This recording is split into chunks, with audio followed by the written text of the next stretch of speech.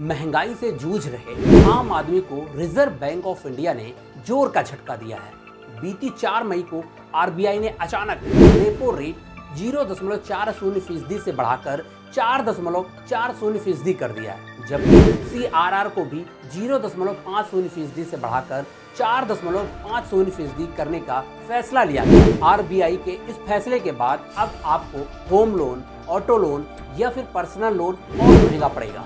इसका असर आपकी ईएमआई पर भी पड़ेगा, मतलब जेब और ढीली होगी। हालांकि कहा जा रहा है कि बढ़ती महंगाई को काबू में करने के लिए ये फैसला लिया गया है। ऐसे में सवाल तो बनता है कि ईएमआई बढ़ाकर सरकार महंगाई पर काबू कैसे पाएगी। नमस्कार, मैं हूं हरिओम द्विवेदी और आप हैं खबरों के हाईवे यानी द NH0 पर और देखना शुरू कर चुके हैं अपना पसंदीदा कार्यक्रम सवाल तो बनता है।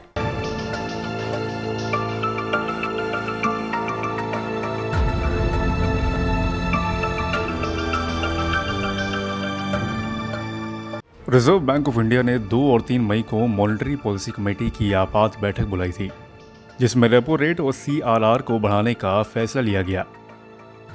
आर्थिक जानकारों का कहना है कि इकोनॉमी को लेकर ग्लोबल लेवल पर और देश में जो परिस्थितियां हैं, उसको देखते हुए ऐसा होना ही था। वहीं आरबीआई गवर्नर शक्तिकांत दास ने कहा कि मुद्रास्फीति खासकर खाद्य वस्तुओं की महंगाई को लेकर दबाव बना हुआ है। ऊंची कीमतें लंबे समय तक बने रहने का जोखिम है।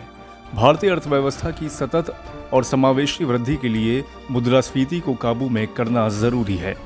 उन्होंने कहा कि रूस यूक्रेन युद्ध की वजह से ईंधन और खाद्य वस्तुओं के दाम में तेजी तथा महामारी से जुड़ी आपूर्ति संबंधी बाधाओं के कारण मुद्रास्फीति लगातार तीसरे महीने आरबीआई के संतोषजनक स्तर से ऊपर बनी हुई है।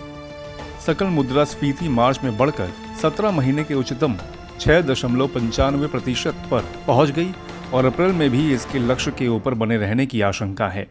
ऐसे में महंगाई को काबू में करने के लिए यह कदम उठाना जरूरी था, ताकि दूसरे चरण में अर्थव्यवस्था पर आपूर्ति संबंधी झटकों के असर को काबू में रखा जाए और मुद्रास्फीति को लेकर दीर्घकालीन लक्ष्य को हासिल किया जाए। मांग और आपूर्ति में जब असंतुलन पैदा होता है तो वस्तुओं और सेवाओं की कीमतें बढ़ जाती हैं। कीमतों में इस वृद्धि को ही मुद्रास्फीति यानी इन्फ्लेशन कहते हैं। आरबीआई गवर्नर कह रहे हैं कि मुद्रास्फीति को काबू करने के लिए रेपो रेट और कैश रिजर्व रेशियो यानी सीआरआर बढ़ाना जरूरी था। तो आइए पहले जान लेते हैं कि क्या है रेपो रेट और सीआरआर। इस फैसले से आप पर क्या प्रभाव पड़ेगा। रेपो रेट वो है जिस पर आरबीआई से बैंकों को कर्ज मिलता है। जब बैंकों को आरबीआई से कर्ज महंगा मिलेगा तो वे ग्राहकों को महंगा कर्ज देंगे। इसे और आसान भाषा में ऐसे समझते हैं, जब बैंक हमें कर्ज देते हैं तो उस कर्ज पर हमें ब्याज देना पड़ता है। ठीक वैसे ही बैंक को भी अपने रोजमर्रा के कामकाज के लिए भारी भरकम रकम की जरूरत पड़ जाती है और वे भारतीय रिजर्व बैंक से कर्ज लेते हैं। इस ऋण पर रिजर्व बैंक जिस दर से उनसे ब्याज वसूल करता है उसे रेपो रेट कहते हैं। आइए अब जान लेते हैं कि क्या है सीआरआर। बैंकिंग नियमों के तहत बैंक को अपने कुल कैश रिजर्व का नया निश्चित हिस्सा रिजर्व बैंक के पास रखना ही होता है, जिसे कैश रिजर्व रेशियो यानी कि सीआरआर कहा जाता है। ऐसे में अगर सीआरआर बढ़ता है तो बैंकों को ज़्यादा हिस्सा रिजर्व बैंक के पास रखना होगा और उनके पास कर्ज के रूप में देने के लिए कम रकम रह जाएगी। यानी आम आदमी को कर्ज देने के लिए बैंकों के पास पैसा कम होगा। अगर रिजर्व बैंक सीआरआर को घटाता है तो बाजार नकदी का प्रवाह बढ़ जाता है और बढ़ाने से नकदी का प्रवाह घट जाता है। बैंकों के लिए आरबीआई से कर्ज लेना महंगा होगा तो वे इसका भार अपने ग्राहकों पर भी डालेंगे। यानी आने वाले दिनों में होम लोन से लेकर car loan, personal loan, education loan और कारपोरेट लोन सभी पर ज्यादा ब्याज देना होगा। वहीं जिन लोगों ने पहले से लोन ले रखा है उनकी ईएमआई भी और महंगी हो जाएगी, मतलब और बढ़ जाएगी। आरबीआई की इस घोषणा के बाद आईसीआईसीआई, बैंक ऑफ बड़ौदा और सेंट्रल बैंक सहित कई बैंकों ने रेपो रेट लिंक्ड कर्ज की दरों को बढ़ा दिया है। माना जा रहा है कि दूसरे बैंक भी धीरे धीरे ब्याज दरों को बढ़ा देंगे। बैंकों के होम लोन MCLR और RLLR से लिंक्ड होते हैं।